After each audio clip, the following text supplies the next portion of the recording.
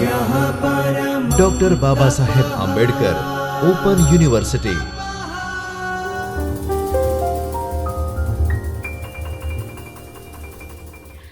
नमस्कार विद्यार्थी मित्रों, डॉक्टर बाबा साहब आंबेडकर ओपन यूनिवर्सिटी अहमदाबाद के चैतन्य स्टूडियो से मैं डॉक्टर आकृति चंद्रा, सहायक प्राध्यापिका हिंदी, आप सभी का स्वागत करती हूँ। विद्यार्थी मित्रों, बीए द्वितीय वर्ष के पंचम प्रश्न पत्र हिंदी भाषा, व्याकरण और संप्रेषण की इकाई 6 विशेषण और अव्यय का हम अध्ययन कर रहे हैं, जिसमें कि विशेषण के बारे में हमने पहले ही पढ़ लिया है। अव्यय को हम पढ़ रहे थे। अव्यय को पढ़ने के क्रम में हमने अव्यय क्या होते हैं इसकी जानकारी प्राप्त कर ली थी। अव्यय के प्रकार कितने होते हैं इसकी भी जानकारी हमने प्राप्त कर ली थी। क्रिया विशेषण अव्यय क्या होते हैं और संबंध सूचक अव्यय क्या होते हैं, इसका अध्ययन जो है हमने पिछली कक्षा में कर लिया था। आज की कक्षा में हम समुच्चय बोधक अव्यय और विस्मयादि बोधक अव्यय के बारे में अध्ययन करेंगे। तो आइए सबसे पहले देखते हैं समुच्चय बोधक अव्यय क्या होते हैं। जब वाक्य और वाक्यांश को आपस में जोड़ा जाता है और जिस शब्द से जोड़ा जाता है उसे हम समुच्चय बोधक अव्यय कहते हैं। जैसे और, जैसे, परंतु आदि। जैसे आप ये देखिए कि मैं घर गया और बारिश होने लगी। ठीक, तो इसमें बारिश होने लगी, मैं घर गया, इसमें 2 वाक्य हैं और इसको कौन जोड़ रहा है, तो इसे और शब्द जोड़ रहा है। तो जैसे सुरेश घर जाएगा और छाता लेता आएगा, इसमें सुरेश घर जाएगा एक वाक्य है, छाता लेता आएगा दूसरा वाक्य है, और इस दोनों वाक्यों को जो जोड़ रहा है वह शब्द क्या है, वह शब्द है और। तो और क्या हो गया, और हो गया समुच्चय बोधक अव्यय। उसी तरीके से तुम मेहनत करो, नहीं तो जीवन में असफल रहोगे। तो यहाँ पे नहीं तो या तो भी ले सकते हैं और नहीं तो भी ले सकते हैं। ये वाक्य को जोड़ रहे हैं। कौन कौन से वाक्य को? तुम मेहनत करो, तुम मेहनत करो एक वाक्य है, जीवन में असफल रहोगे दूसरा वाक्य है, और इस दोनों ही वाक्यों का जो समुच्चय बना रहे हैं, जो एक समुच्चय बना रहे हैं, वह बना रहे हैं नहीं तो। ठीक है, तो इस वाले शब्दों को समुच्चय बोधक अव्यय कहते हैं। अब समुच्चय बोधक अव्यय के प्रकार कितने होते हैं? तो समुच्चय बोधक अव्यय 2 प्रकार के होते हैं, एक समानाधिकरण और दूसरा व्यधिकरण। समानाधिकरण अव्यय जो होते हैं उसमें समान श्रेणी के, एक ही श्रेणी के, उसमें उसके वाक्यों में अलग अलग वाक्य नहीं होते हैं, एक ही श्रेणी के होते हैं। तो समान श्रेणी के जो हैं वह वाक्य जोड़े जाते हैं। और व्यधिकरण में जो है वह आश्रित वाक्य होते हैं, मतलब एक के ऊपर दूसरा जो वाक्य है वो आश्रित होता है। तो 2 आश्रित उपवाक्यों को जब जोड़ा जाता है तो वो व्यधिकरण में आता है, और जो 2 समान श्रेणी के उपवाक्यों को जोड़ा जाता है वो समानाधिकरण में आता है। तो एक एक करके देखते हैं कि समानाधिकरण को पहले देखते हैं। समानाधिकरण समुच्चय बोधक अव्यय के प्रकार कितने होते हैं? तो इसके 4 प्रकार होते हैं, समानाधिकरण के भी और व्यधिकरण के भी। समानाधिकरण के 4 कौन कौन से हैं? वह है संयोजक, वियोजक, विरोध दर्शक और परिणाम दर्शक। तो समानाधिकरण के कितने हुए? संयोजक, वियोजक, उसके बाद विरोध दर्शक और परिमाण दर्शक। और व्यधिकरण के कौन कौन से हुए? उद्देश्य सूचक, संकेत सूचक, कारण सूचक और स्वरूप दर्शक। तो आइए एक एक करके देखते हैं कि समानाधिकरण जो समुच्चय बोधक अव्यय हैं उन्हें हम आगे समझते हैं। संयोजक, संयोजक से ही, शब्द से ही पता चल रहा है कि 2 का संयोजन करने वाला वो संयोजक होगा, और उसके तुरंत विपरीत जो है वो वियोजक होता है। वियोजन क्या होते हैं? जो 2 को अलग करे। जैसे आप देखिए, सुरेश और रमेश स्कूल जाते हैं।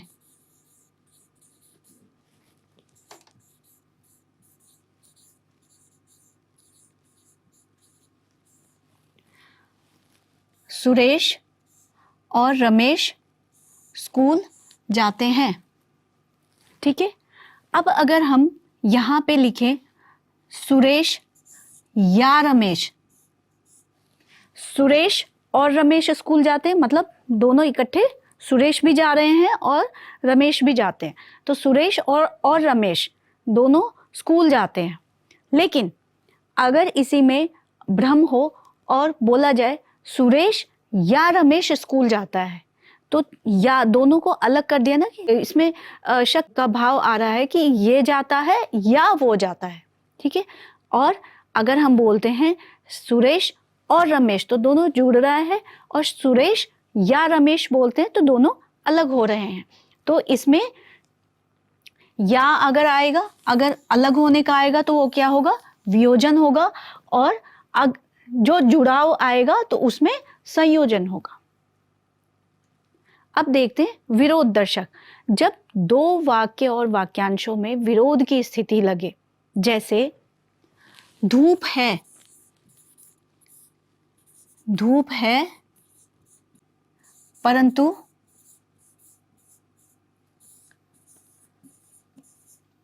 ठंड भी है।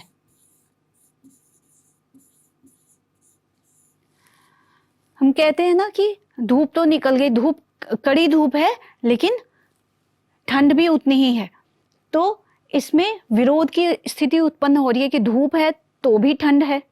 ठीक है, तो इसलिए इस वाक्य को विरोध दर्शक कहेंगे। अब देखते हैं परिमाण दर्शक।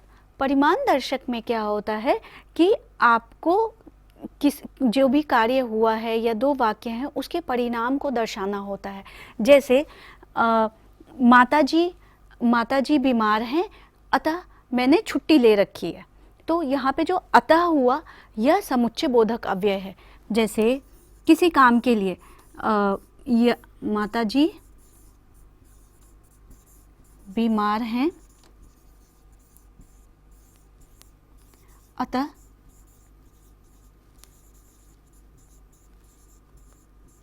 छुट्टी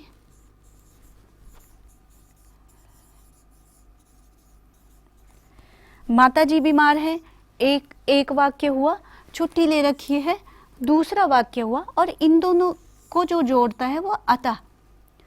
तो यह परिणाम दर्शा रहा है कि क्या परिणाम हुए, क्यों छुट्टी ले रखी है, तो इसके लिए हम परिणाम दर्शक अव्यय का प्रयोग करते हैं।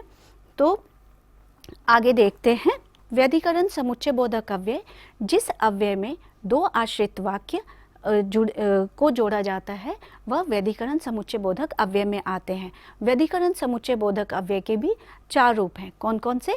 उद्देश्यवाचक, संकेतवाचक, तीसरा होता है कारणवाचक, और चौथा होता है स्वरूप दर्शक।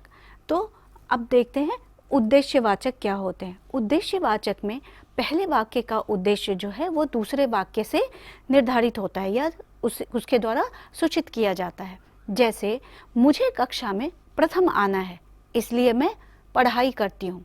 मुझे कक्षा में प्रथम आना है इसलिए मैं मेहनत करती हूँ या पढ़ाई करती हूँ। तो कक्षा में प्रथम आना है इसलिए क्या है, वो पढ़ाई कर रही है। तो पहले वाक्य का उद्देश्य जो है वो दूसरे वाक्य के द्वारा सूचित किया जा रहा है कि उसे क्लास में कक्षा में प्रथम आना है। उसका उद्देश्य क्या है? कक्षा में प्रथम आना, इसीलिए वह क्या है कि वो मेहनत कर रही है। दूसरी बात है संकेतवाचक। संकेतवाचक में इसी वाक्य को कैसे ले सकते हैं? मैं मेहनत कर रही हूँ ताकि मैं प्रथम आ सकूँ। तो वह क्या है? मेहनत करने का संकेत किसके लिए है? ताकि वह प्रथम आ सके। तो पहले वाक्य का संकेत बाद में आने वाले वाक्य द्वारा सूचित किया जाता है कि मैं क्यों पढ़ रही हूँ, ताकि मैं कक्षा में प्रथम आ सकूँ।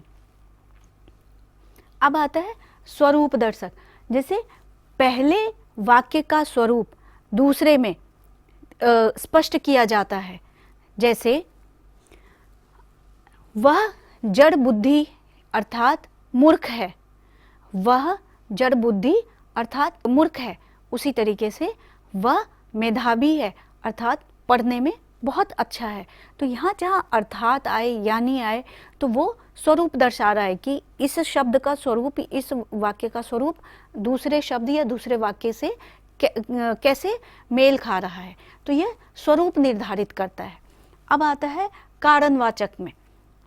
कारणवाचक में कारण दिया जाता है, जैसे हमने किसी भी चीज़ के लिए कारण दिया जाता है, जैसे मैं थका हुआ हूँ इसलिए मैं पढ़ नहीं पा रहा हूँ, तो इसमें कारण दर्शाया जा रहा है।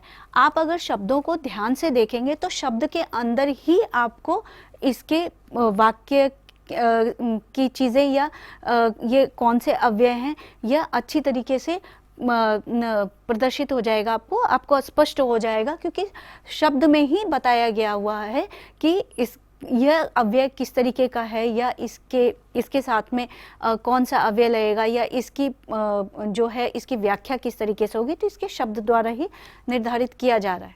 अब आते हैं विस्मयादि बोधक में।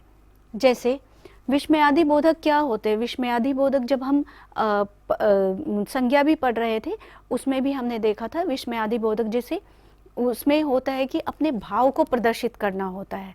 जैसे अरे यह क्या हो गया, अरे हम तो जीत गए, जैसे बोलते हैं हे भगवान ये कैसे हो गया। तो ये सारी चीज़ें जो हैं वह विस्मयादि बोधक अव्यय में आएंगी। तो और विस्मयादि बोधक अव्यय के 6 प्रकार होते हैं। जैसे अगर आपको आश्चर्य दर्शाना हो तो ओहो, क्या, वाह ये बोलते हैं। अगर प्रशंसा करनी होती है तो वाह वाह या शाबाश लिखते हैं। शोक का देना होता है तो हे राम या हे भगवान अफसोस ये कैसा हो गया। घृणा बोधक में छी या धिक्कार है बोलते हैं। स्वीकृति बोधक में जरूर, ठीक है आदि बोलते हैं। संबोधन बोधक में अजी, ई, ओ आदि का हम प्रयोग करते हैं। आज के लिए इतना ही। आगे की कक्षा में हम क्रिया के बारे में अध्ययन करेंगे। तब तक के लिए नमस्कार। स्वाध्यायः